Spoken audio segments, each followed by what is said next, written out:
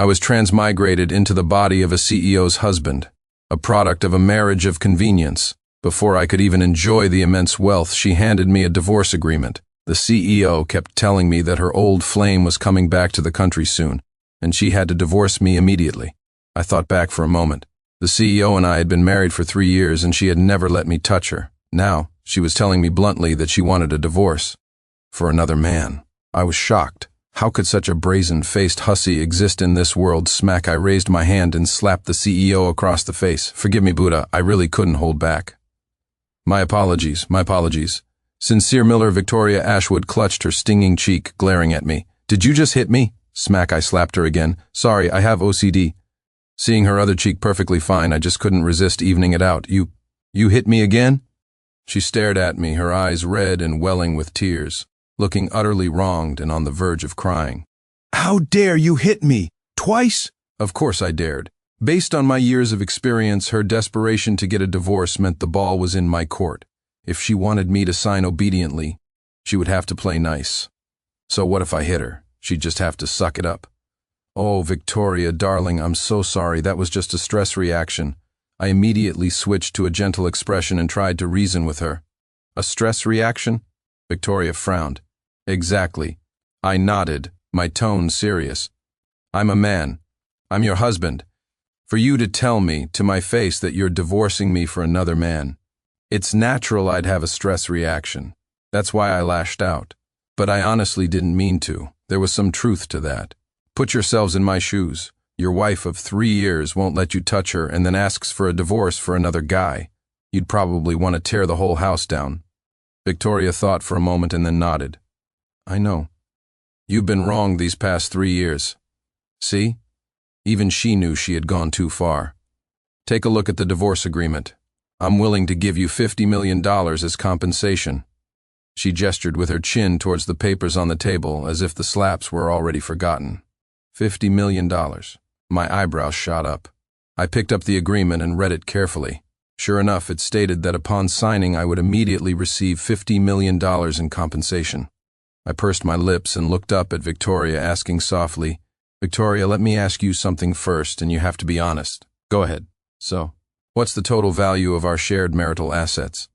At that question, Victoria's face clearly darkened, but she answered truthfully. The company and all the properties combined, it's probably around $10 billion. Hearing that, I narrowed my eyes and just stared at her in silence. We had nearly $10 billion in assets, and she was only willing to give me $50 million. How could she even say that out loud? The fact that I didn't slap her a third time was a testament to my immense self-control. Uncomfortable under my gaze, she quickly tried to defend herself. But most of those assets were earned by me over the past few years. They have nothing to do with you. Her words reminded me that our marriage was one of convenience. In reality, Victoria's company had grown so large in 3 years entirely because my parents had sacrificed their own company's interests to fully support their daughter-in-law's development.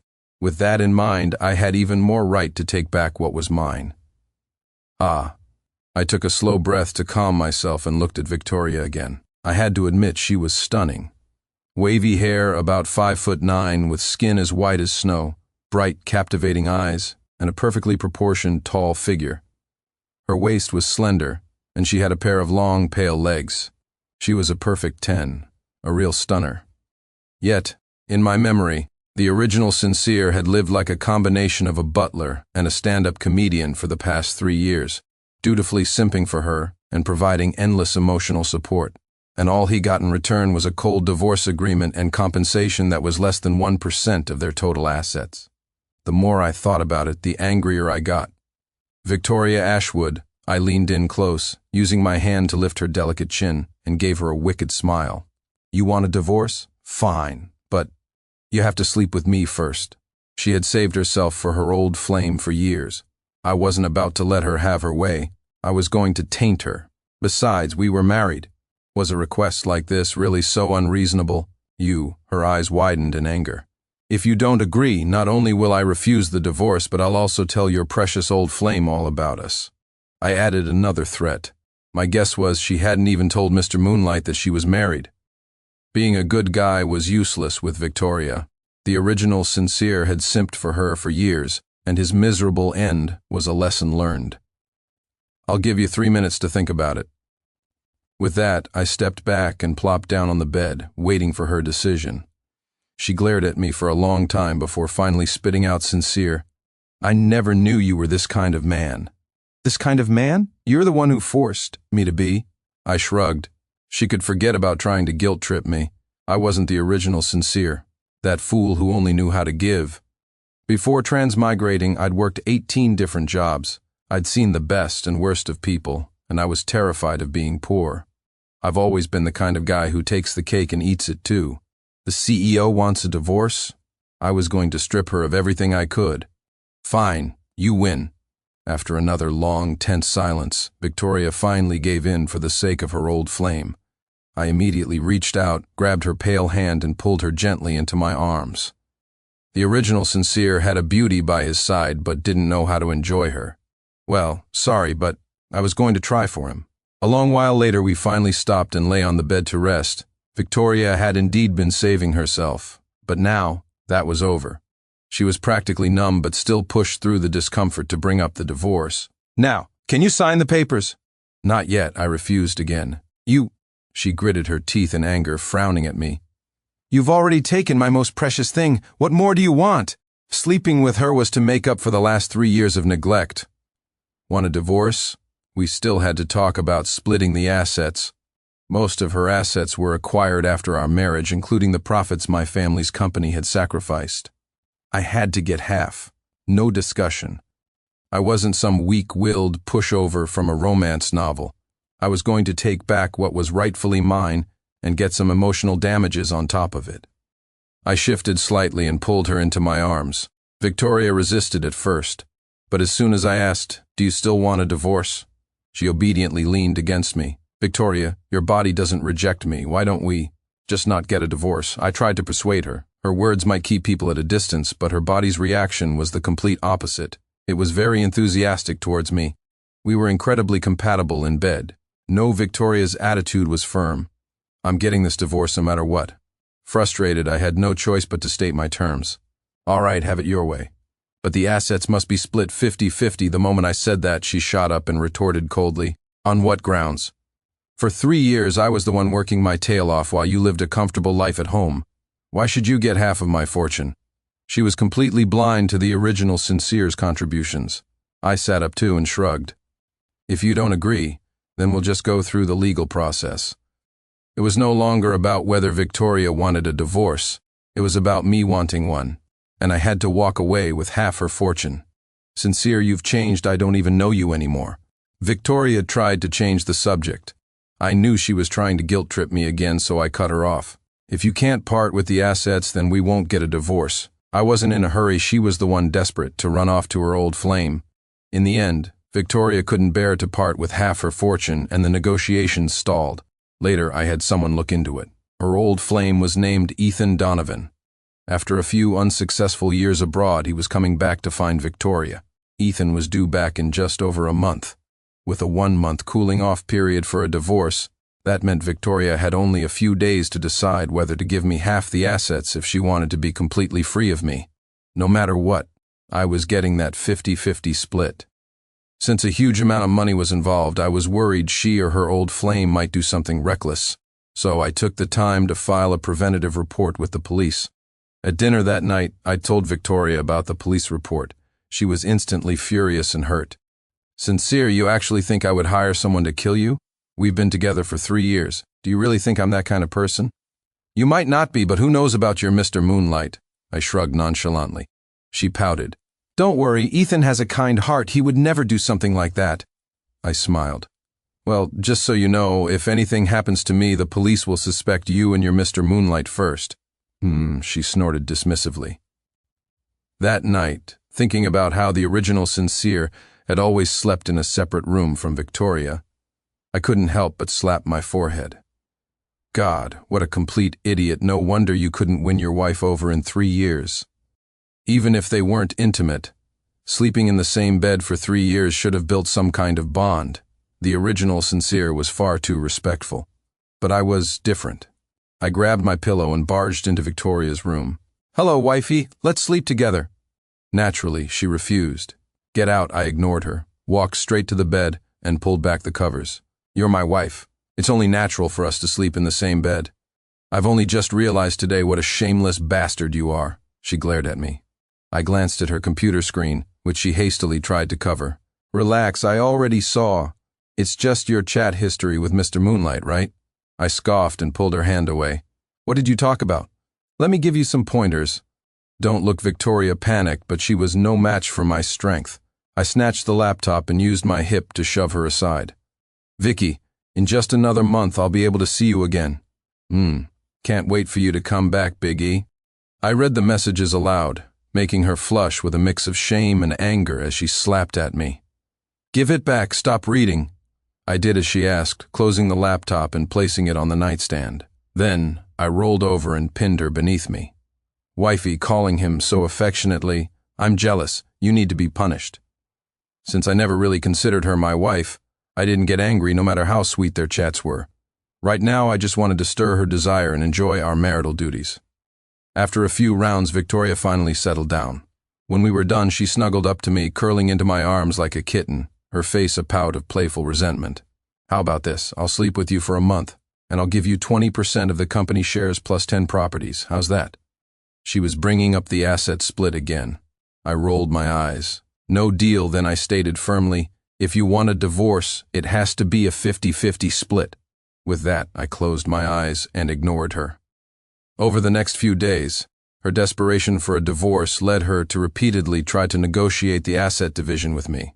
But every time we talked, it would end with me pulling her into bed for another session.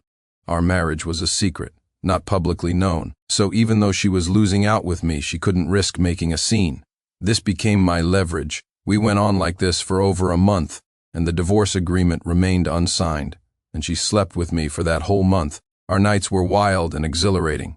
Then, the day came. Her old flame, Ethan Donovan, returned to the country. That evening, Victoria went to the airport to pick him up. Afterwards, they went to a high-end restaurant and even sat at a private table for couples. I had someone keeping tabs on them, and photos of their intimate moments were sent to my phone one by one. I immediately set out, bringing a newly drafted divorce agreement, and headed to the restaurant. When I walked in, I spotted Victoria and her Mr. Moonlight, Ethan Donovan, right away. The guy wasn't as handsome as me. I had no idea what Victoria saw in him. Beauty is in the eye of the beholder, I guess. Victoria saw me too and quickly looked down, like a child caught stealing cookies. Before I could walk over, she excused herself and headed to the restroom. I cornered her when she came out. What are you doing here? She glanced around nervously, worried as always that Mr. Moonlight would see us. I slapped the divorce agreement, the one demanding a 50-50 split, against her chest. Sign it! You don't want your old flame to find out you're married and have been sleeping with me, do you? Now it was my turn to chase her for a signature. I'd seen their chat history. Ethan still thought Victoria was a pure, unmarried virgin who had been saving herself for him. So, I thought I'd try using that to threaten her. Say what you want. After a moment, she calmed down and shrugged nonchalantly. Worst case, we both go down. If you dare to tell him, I'll never divorce you, and you can forget about getting half the assets. With that, she casually tossed the agreement into a nearby trash can. I froze for a second, surprised that even bringing up Ethan didn't work. This old flame wasn't very effective, was he? Vicky, speak of the devil. Ethan Donovan had come looking for her. Seeing me, Mr. Moonlight's brow furrowed, and he immediately went on high alert. Vicky, who is this? Hello. Before Victoria could introduce me, I spoke up. My name is Sincere Miller. I'm Ms. Ashwood's business partner. I shot Victoria a suggestive eyebrow raise. She must have been so grateful. Look how considerate I was. To avoid ruining her date, I, her actual husband, was calling myself an outsider in front of the homewrecker. Mr. Miller. Mr. Moonlight leaned closer to Victoria, deliberately resting against her and feigning drunkenness as he introduced himself.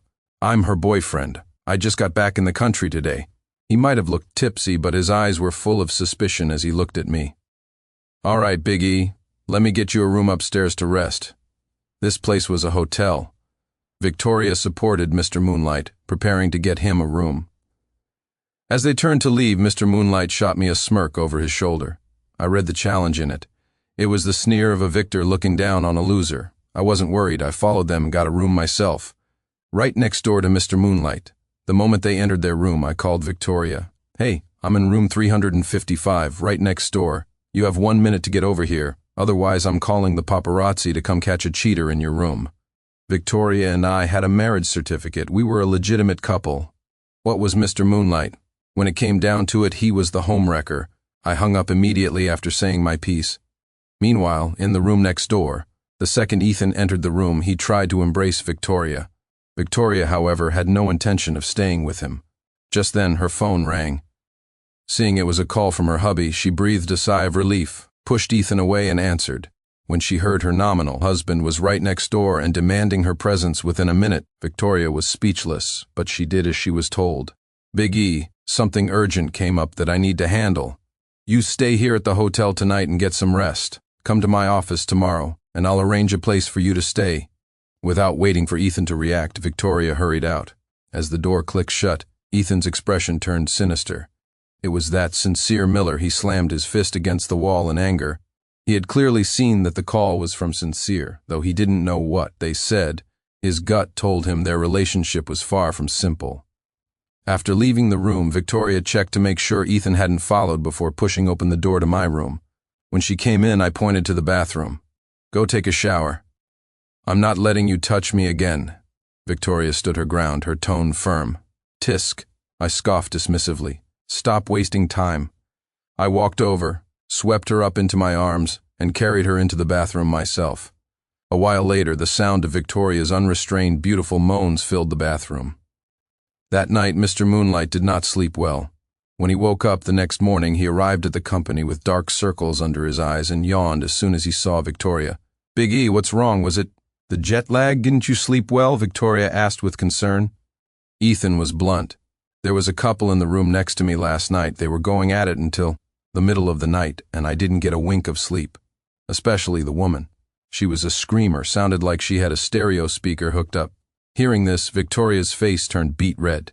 Damn it, that stereo speaker woman was standing right in front of him just then. I arrived at the office and happened to overhear Ethan's complaint.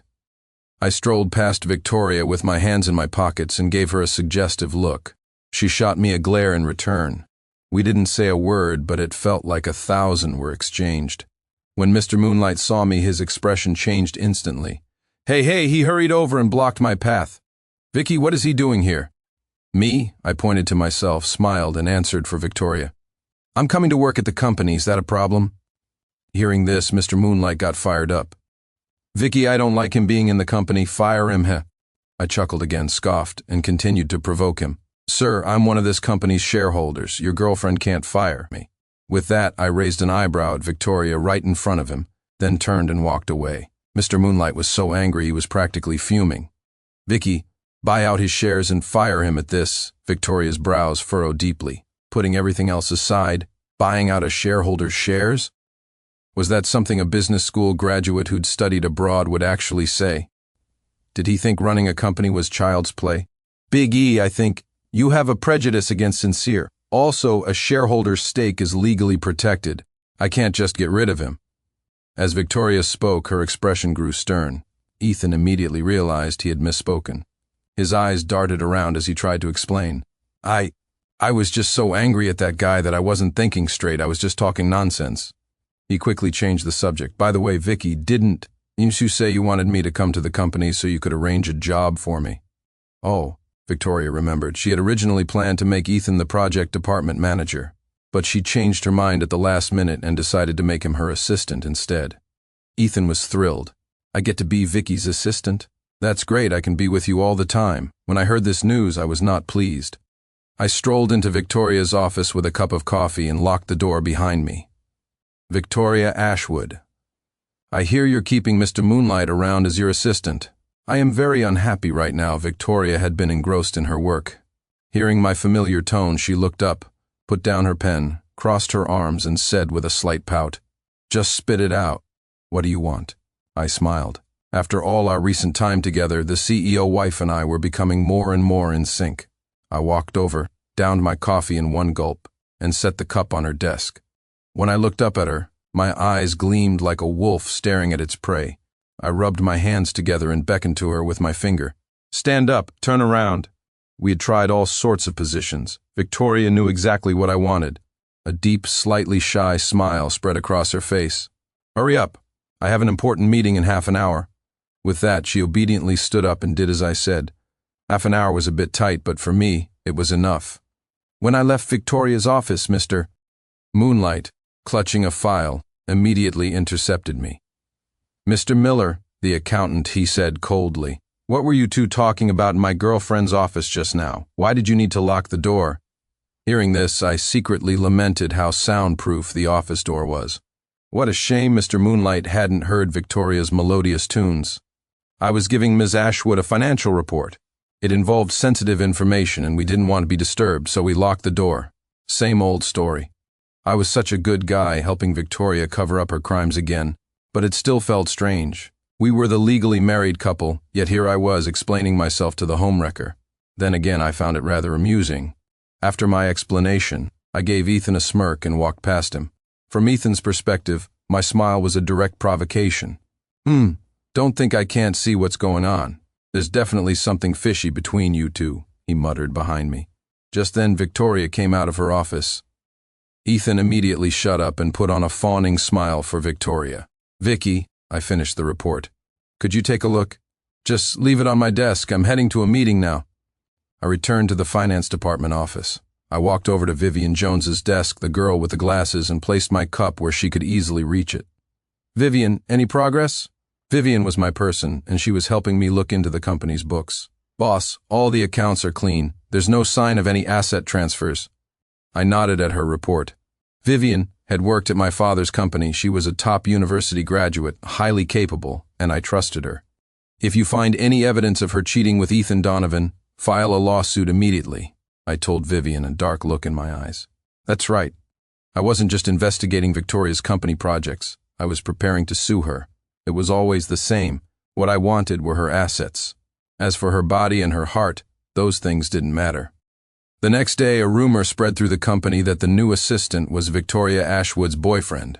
The new assistant was, of course, Ethan Donovan, and he, riding on his status as Victoria's boyfriend, started throwing his weight around the office, particularly enjoying finding fault with the finance department.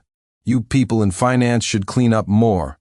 Throw out all these plants. He pointed at the small potted plants on everyone's desks, ordering them to be thrown away.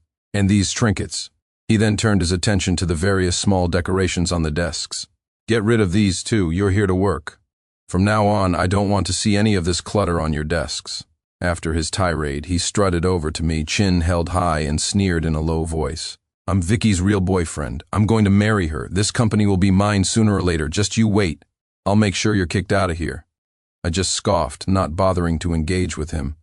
After Ethan left, puffing out his chest like a pompous rooster, the entire finance department erupted in complaints. I just kept scrolling on my phone, paying it no mind. However, that afternoon the company issued a new rule. No plants or personal decorations were allowed on desks. Violators would be fined. Clearly, Victoria had listened to Ethan's suggestion. Once again, I took my coffee to Victoria's office, locked the door, and then, under her watchful gaze, I threw the stuffed animal and small cactus from her desk into the trash. Victoria was instantly furious. Sincere, are you out of your mind? I shrugged and argued logically. The company issued a new rule. No decorations or plants on desks. Victoria, as the boss, you can't have special privileges. Victoria was left speechless. This new rule was Ethan's idea, wasn't it? I asked. She didn't answer, which was a tacit admission. I snorted, leaned in closer, and said with a contemptuous smile, You just do whatever Ethan tells you to do. Now I'm jealous. What are you going to do about it? She knew what I meant, but this time she held back. Don't start anything in the office again. I don't want rumors spreading around the company. I didn't care what Victoria thought. I forcefully pulled her up and placed her on the desk. It was 2 hours later when I finally left her office. I glanced back at a satisfied-looking Victoria and casually closed the door. As I turned, I was once again blocked by Mr. Moonlight. You two were alone in there for 2 hours again. Tell me, what were you doing? His face was contorted with rage, his wide eyes looking like they were about to shoot fire. Ms. Ashwood and I were discussing work, Assistant Donovan. If you don't believe me, you're welcome to go in and ask her yourself. There I was again, explaining myself to the homewrecker. It was truly laughable, but for some reason I quite enjoyed explaining things to him. Ethan snorted, then said, "Let me give you some advice. Don't be a homewrecker. It's shameful to interfere in other people's relationships." I actually froze. I watched as he stuck his chin out and walked into Victoria's office with an air of righteous indignation. It took me a long moment to process what he'd said. I shook my head and let out a soft laugh. I couldn't wait to see the look on Ethan's face when he found out that he was the homewrecker. That night, Victoria arranged for Ethan to stay in an apartment near the company. My informant reported that she only dropped him off downstairs and didn't go up with him. I was puzzled. "You missed Mr. Moonlight every day when he was gone. Now that he's back, where is all your enthusiasm gone?" I had a feeling Victoria wasn't showing Ethan the passion he expected. Logically, they hadn't seen each other in years. It should have been like dry tinder and a spark, ready to ignite and burn for 3 days and 3 nights. But there was no fire. Soon, I figured out why. A little while later, Victoria came home. She kicked off her heels and immediately started complaining to me. "You're like a man on a mission these days. Nighttime isn't enough. You have to go at it during the day, too. You're exhausting me." She sounded like a wife complaining about her overly amorous husband. And in that moment, I realized something. It was my fault I was keeping her so thoroughly satisfied every day that she had no energy or desire to go foraging elsewhere. It suddenly clicked. I wasn't the original Sincere. The original Sincere had simped for Victoria endlessly and gotten nothing in return. Me, on the other hand, I tormented her daily. I threatened her, warned her, and even forced her to have trysts with me in all sorts of clandestine places. And all of this, it turned out that Victoria actually liked it. She hadn't mentioned the divorce in a long time. In fact, I was the one who kept pushing for it. Good news, the CEO seems to be falling for me. Bad news, I only love her money. And of course, her gorgeous body. The CEO didn't want a divorce anymore. But I wanted to take a huge chunk of her fortune, and at the same time, I lusted after her body. What was I to do? I remember thinking then that I had to come up with a brilliant plan to have my cake and eat it too. To put it bluntly, I wanted to get divorced and take the assets, but I also wanted to keep Victoria's body for my own enjoyment. Perhaps I was being too greedy. "Sincere, what are you thinking about?" Victoria came over, sat right on my lap, and rested her head on my chest, cuddling up like we were a perfectly harmonious couple. "I'm sorry. It was my fault. I shouldn't have listened to Ethan without doing my own research." She was apologizing for what happened during the day. She was no longer calling him Big E, but by his full name. Based on my extensive experience, this was a clear sign that she was ready to settle down and live a proper life with me. But I was dead set on divorcing her. The next day, the person monitoring Victoria and Ethan sent me a video. They had been alone in the underground parking garage. During that time, Ethan made a surprise move and hugged Victoria. Although Victoria eventually pushed him away, the hug lasted for a noticeable period. To be blunt, Victoria's resistance wasn't very forceful. With that attitude, if Ethan ever forced himself on her, she'd probably just let it happen. Her attitude only strengthened my resolve to get a divorce. Assistant Lee. I called Vivian Jones over and gave her the video, along with the screenshots of Victoria and Ethan's sweet online chats I had collected earlier. Cut the video before the end and use it along with the chat screenshots as evidence to sue Victoria Ashwood for adultery. I finally filed for divorce. When she received the summons, Victoria stormed into the finance department, with a bewildered Ethan trailing behind her. Sincere Miller Victoria slammed the summons on my desk and demanded loudly, "Explain this to me. What is going on?" Ethan stared blankly at the summons. "A divorce petition. Vicky, what's going on?" Victoria was in no mood to explain to him. Her eyes were fixed on me. I calmly put down my phone and looked at her. "It's exactly what it looks like. I'm divorcing you." The moment I said that, the office erupted. Whoa, did I hear that right? Mr. Miller, the accountant, is divorcing Ms. Ashwood? They were married? So, that means Mr. Miller is Ms. Ashwood's husband. Wait a minute, if Mr. Miller is her husband, then what's with Assistant Donovan? Everyone said he was her boyfriend. Hold on, if Ms. Ashwood has a husband, then Assistant Donovan is the other man? Yeah, and he's been bossing us around all the time, even yelling at Ms. Ashwood's actual husband. How did he have the nerve? The truth was out. I was Victoria's husband. Ethan, who had been parading around as her boyfriend, was completely stunned. No way! Vicky, you're married? Tell me, what the hell is going on? He was losing his mind, relentlessly questioning Victoria. Victoria, completely fed up, pointed to the door. Assistant Donovan, please leave. Her harsh tone made her feelings towards him crystal clear. Ethan looked at Victoria, then at me, his face rigid. He probably felt like he'd just swallowed a fly. Ultimately, under the mocking gazes of everyone in the office, he left in disgrace.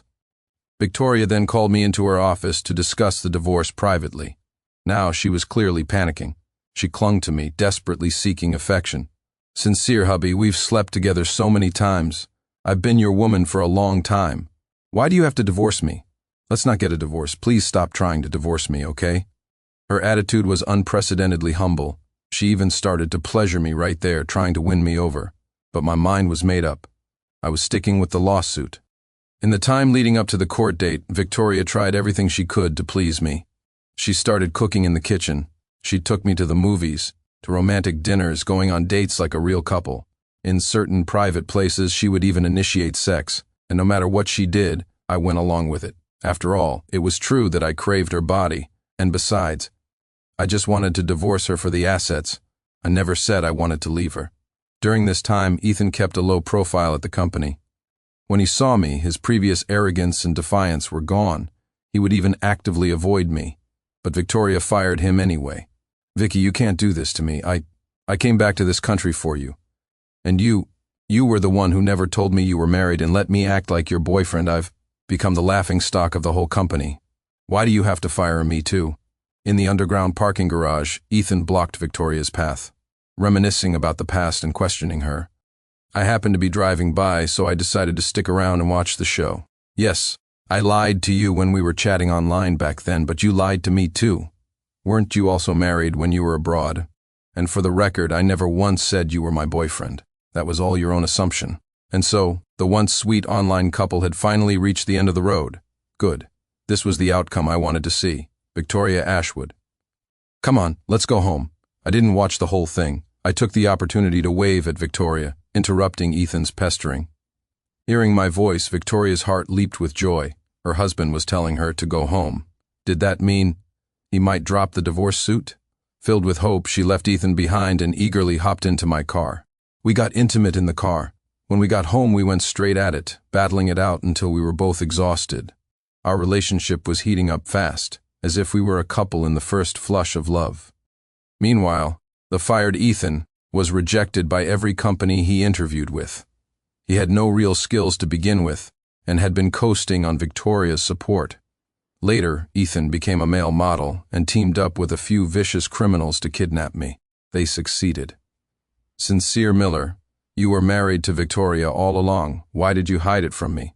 And you said you were just business partners. Was it fun tricking me? They tied me to a small stool. Ethan grabbed my collar and screamed hysterically. I admit I tricked you, but you're no saint either. Besides, it was a secret marriage, and we're in the middle of a divorce. I told him the truth. You bastards, both of you are bastards. Ethan's face grew more and more twisted. I only just figured it out. When you two were alone in the office, you were doing that fine. Was it good sleeping with her? I'm going to make you both pay then. He made a call, telling Victoria to bring $100 million in cash, a loan, for my ransom. He warned her that if she called the police, he would kill me immediately. Listening from the side, I couldn't help but roll my eyes at him. Did this guy have any idea how much $100 million in cash was? Did he really think Victoria could carry that by herself? After making the call, Ethan hung up and looked at me, a deranged obsession in his eyes. When your wife gets here, I'm going to screw her right in front of you. And not just me, I'm going to let all my buddies have a turn too. I want you to watch as we all take turns with her, ha ha ha. His failure to sleep with Victoria upon his return had driven Ethan into a state of pathological madness. Too bad. He would never get the chance. Don't move suddenly. The place was swarmed by police officers. They were all armed, their black pistols aimed squarely at Ethan and his gang of thugs. From being kidnapped to being rescued, it took less than 20 minutes. I had been having Ethan monitored the entire time. How could he have possibly kidnapped me so easily? To be blunt, I let him succeed. The moment he named his ransom amount, the police made their move. I wanted his crime to carry the maximum possible sentence. demanding $100 million in ransom. Barring any surprises, Ethan would be spending the rest of his life in prison. When I got home, Victoria was still in the process of gathering the cash. My God, in such a short time, the entire room was filled with stacks of red bills. Seeing me return safely, Victoria burst into tears. I held her and comforted her for a long time before she finally calmed down. We looked like a deeply loving and devoted couple. But on the day of the divorce hearing, I still didn't withdraw the suit. In court that day, Victoria's eyes were red as she kept looking at me. She didn't say a single word from beginning to end. She absolutely couldn't understand why, after we had just spent the previous night in an 18-round battle in the bedroom, we were still proceeding with the divorce hearing today. My lawyer presented the screenshots of her intimate chats with Ethan. He also showed the video of their embrace, carefully edited to cut off at the end, along with photos of them entering the hotel room together and eating a couple's meal. Seeing all this, Victoria just shook her head. No, that's not it. Ethan and I only chatted online, and that was a long time ago. Nothing physical ever happened between us. That night, I helped him to his hotel room, but I was actually staying next door, in the same room as my husband. Even though she didn't believe she had actually cheated, the evidence I provided was overwhelming. Many of the photos were deliberately framed to incriminate her, and she couldn't explain them away. In the end, the court found her guilty of adultery and granted our divorce on the spot, and she was the at-fault party. She got 40% of the marital assets, I got 60%. After the verdict was announced, I still went over and took Victoria's hand, smiling as I told her, Vicky, we're just divorced, not separated. Don't look so sad. Give me a smile. Victoria was completely bewildered by my actions.